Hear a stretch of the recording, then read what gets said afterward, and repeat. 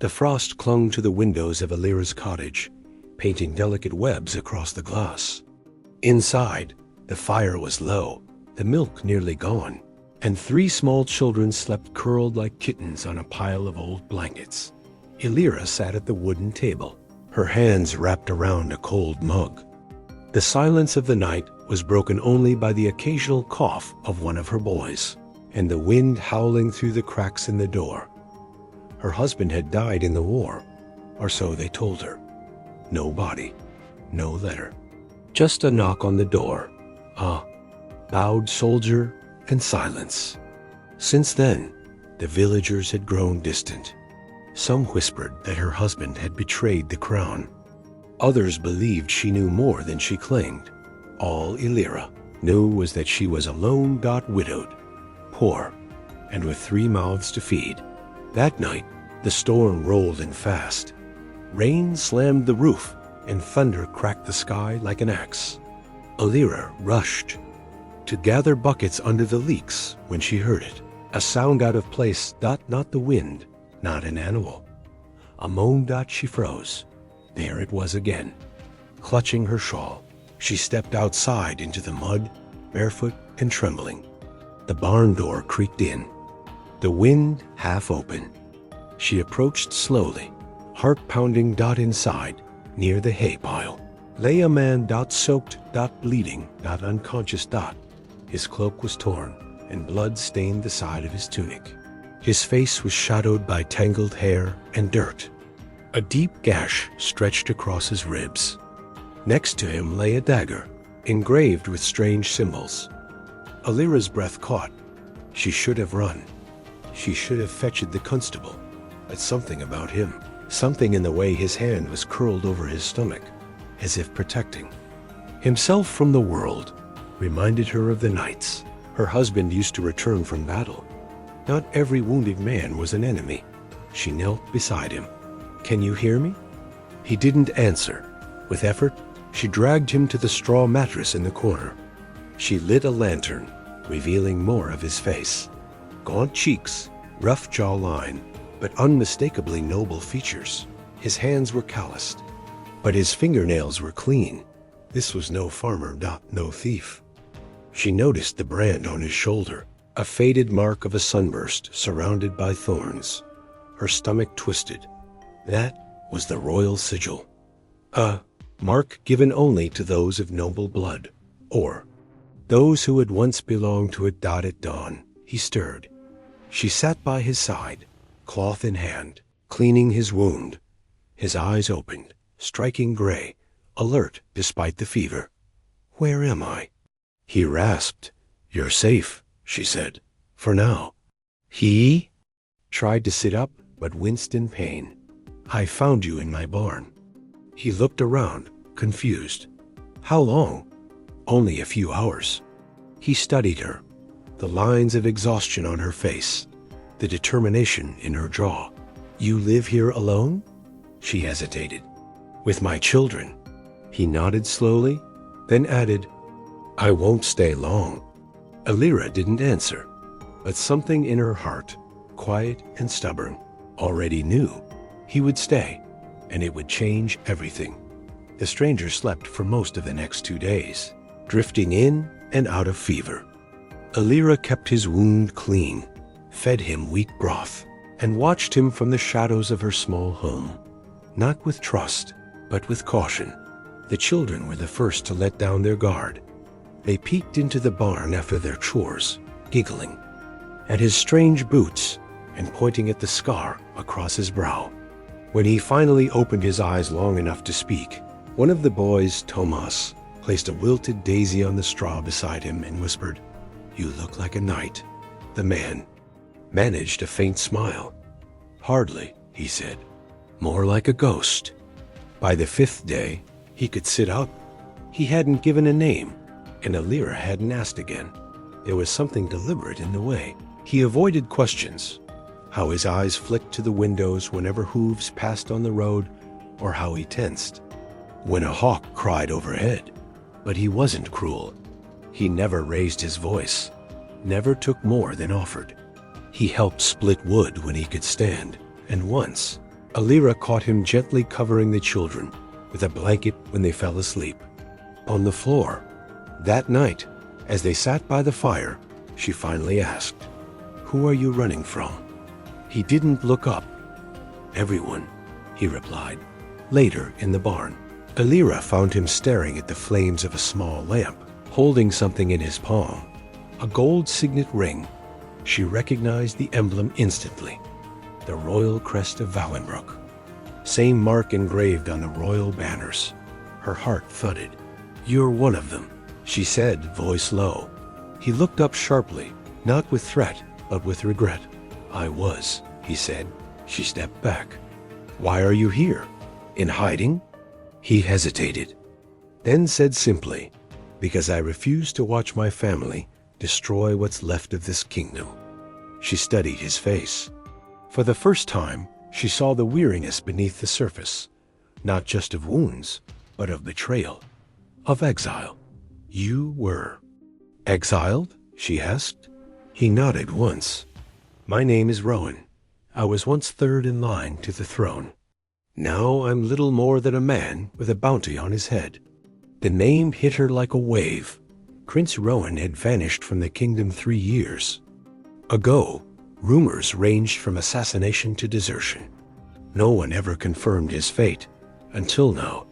"And you've brought that danger to my home," she said, stepping back further.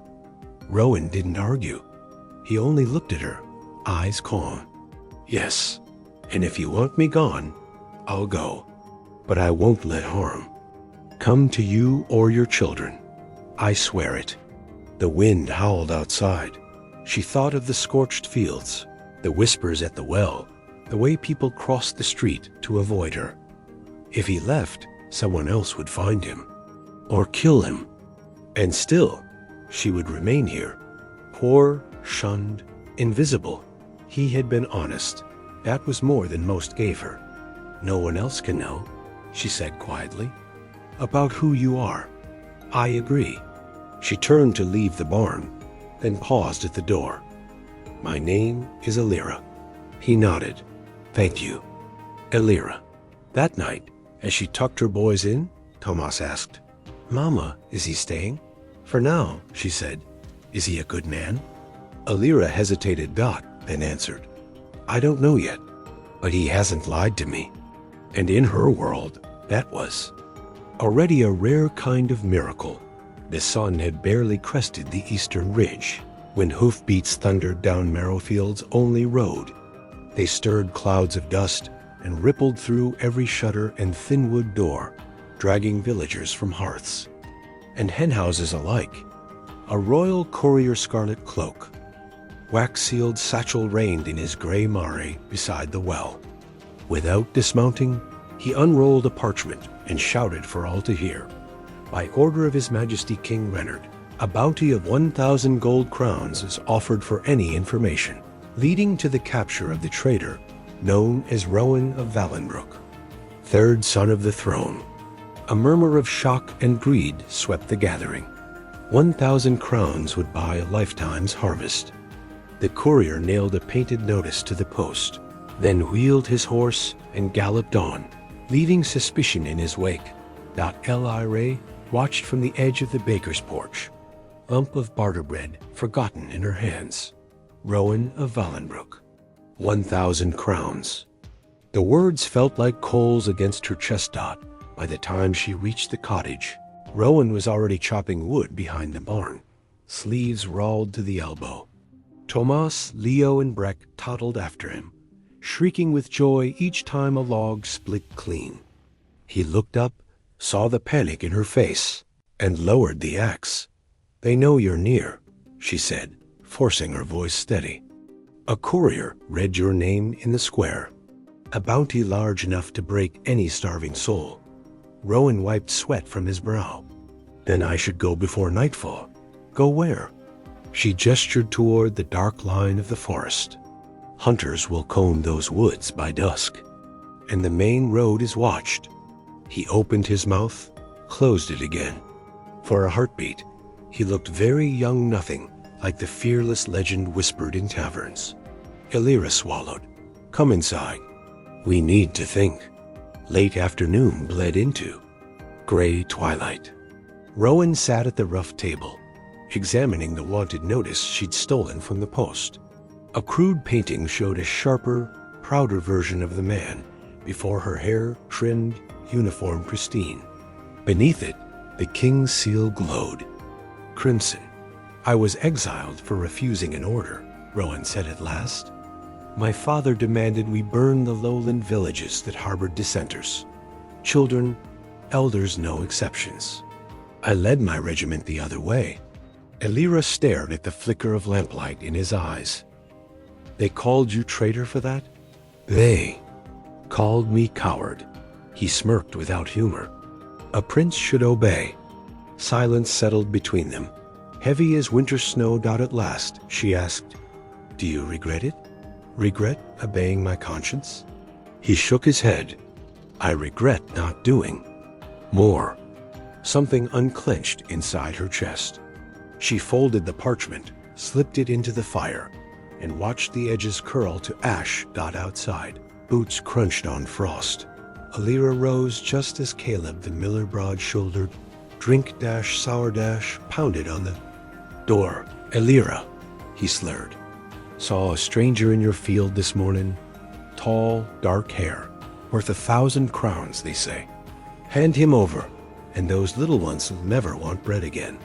Rowan moved, but Elira shot him a warning glance. She opened the door, only a hand's width. There's no one here but me and my boys. Caleb's eyes flicked past her shoulder. I'll have a look. He shoved the door. She braced against it. You'll enter my home over my dead body. Rowan stepped into view, axe in hand not, raised but ready. Leave, he said, voice low and uncheckable. Caleb's face blanched. He spat on the step, muttered a curse, and stumbled back toward the village. Elira shut the door, heart hammering. The twins whimpered. She hushed them, then met Rowan's gaze. You can't stay, but I can't let them drag you to the gallows either. Rowan set the axe aside. Then let me protect you while I'm able. At first light, we'll move the children to the old healer's hut beyond the river. Few know that path. I'll draw any trackers away. She shook her head, tears sparking. If you die, the king wins twice. He touched her sleeve, only that. Elira, you saved my life. Whatever happens next, I swear no blade will touch you or your sons while I breathe.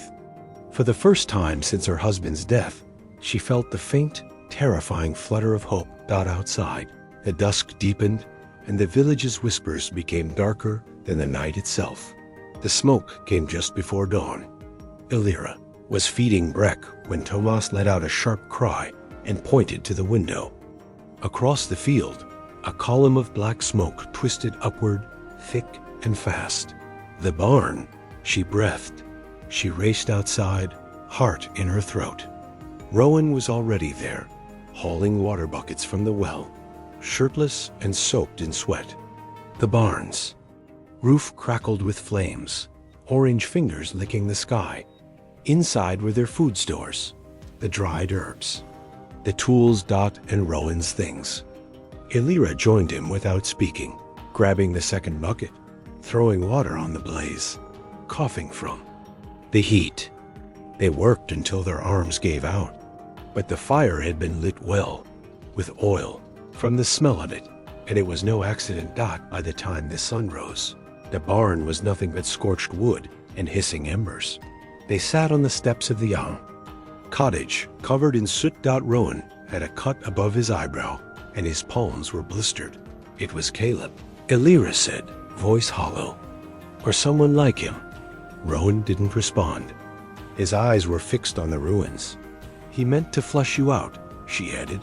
No, Rowan said. He meant to scare you. She looked at him.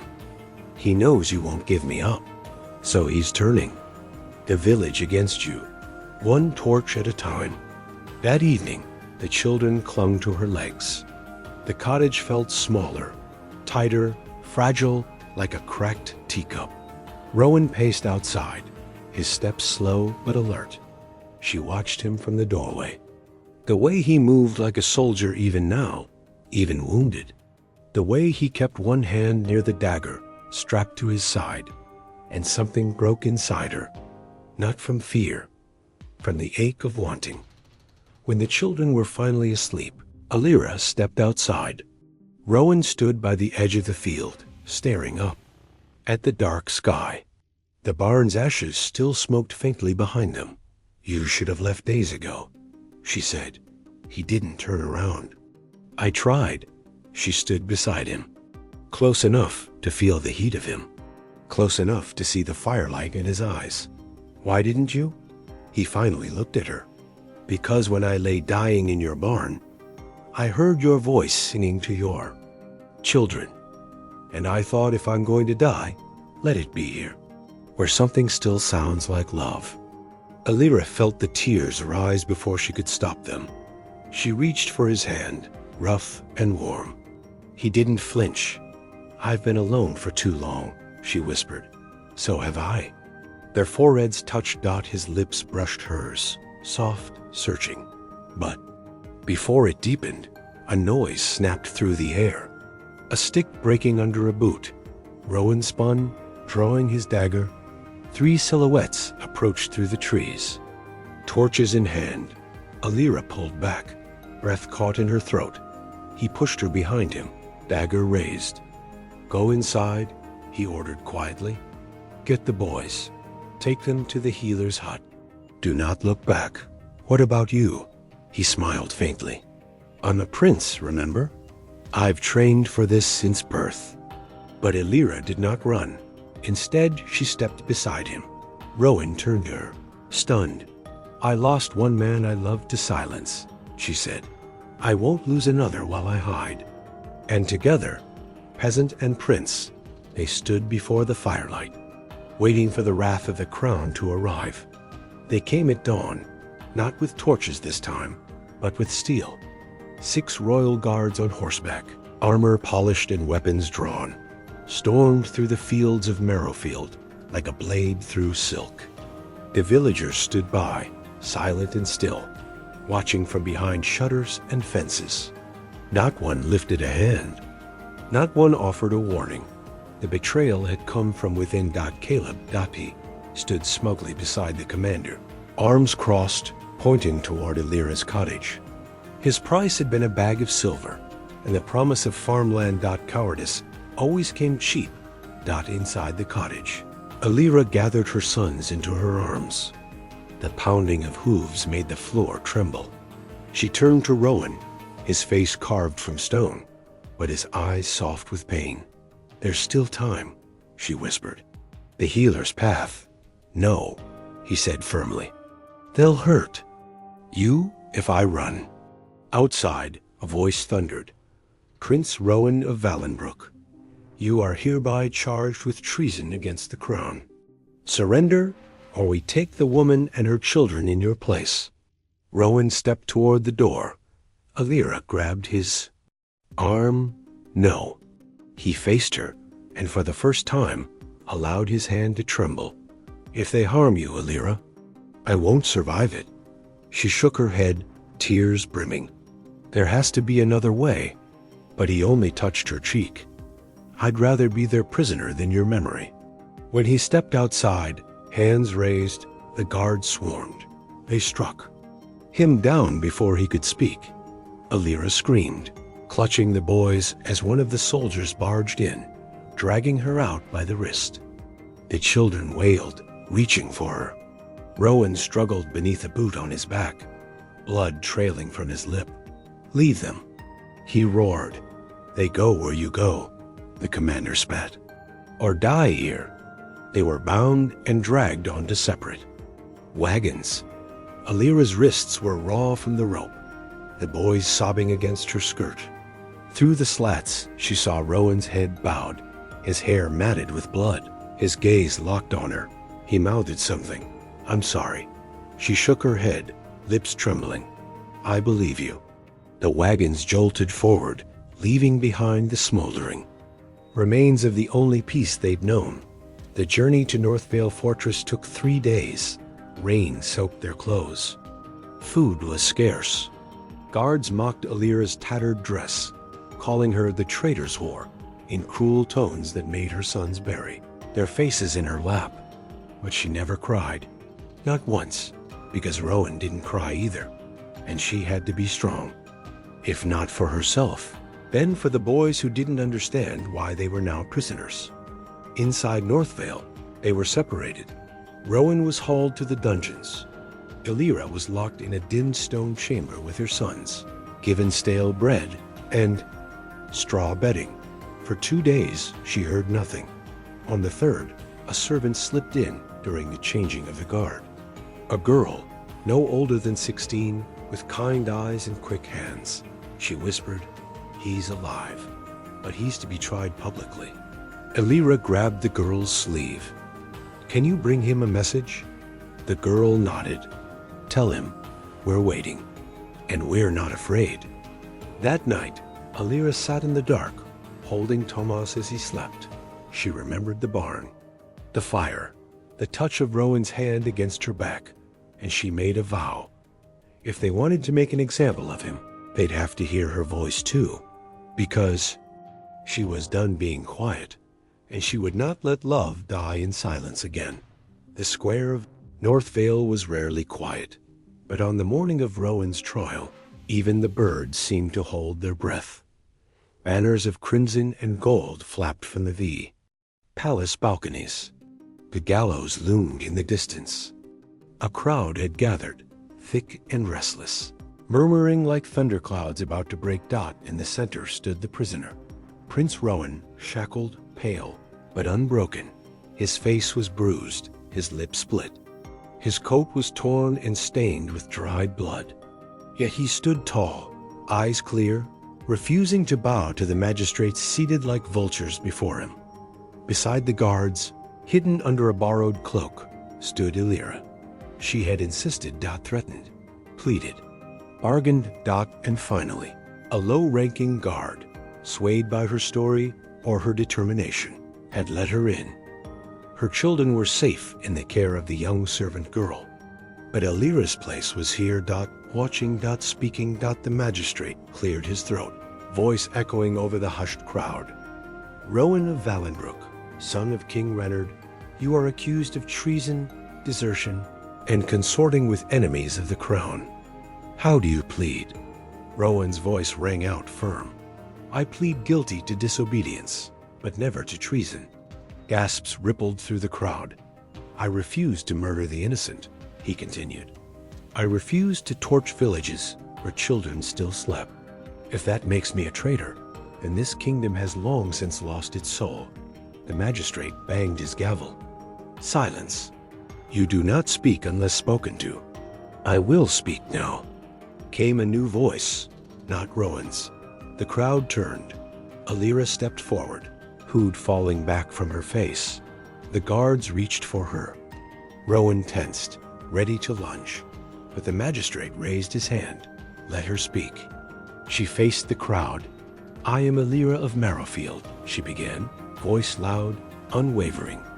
"Widow, mother, farmer, forgotten." The people leaned closer. "I nursed this man back to life, not because he was a prince, but because he was human, because he showed more mercy with a broken rib and a fever than most kings show with armies." Murmurs grew louder. She turned to the magistrate. "You call him traitor. I call him protector. While your men trampled fields and burned homes, he chopped wood for my sons. He held them when they cried." She stepped closer. "If this is justice, then the word has lost all meaning." One of the guards reached for her arm again. This time, the crowd growled. Someone shouted, "Let her speak." Another cried, "We've seen the soldiers burn our grain." And another, "I lost my sister in that fire. The king did nothing." It spread like wildfire. The murmurs turned to chants. The magistrates conferred, pale and nervous. Rowan looked at Alira with something between awe and heartbreak.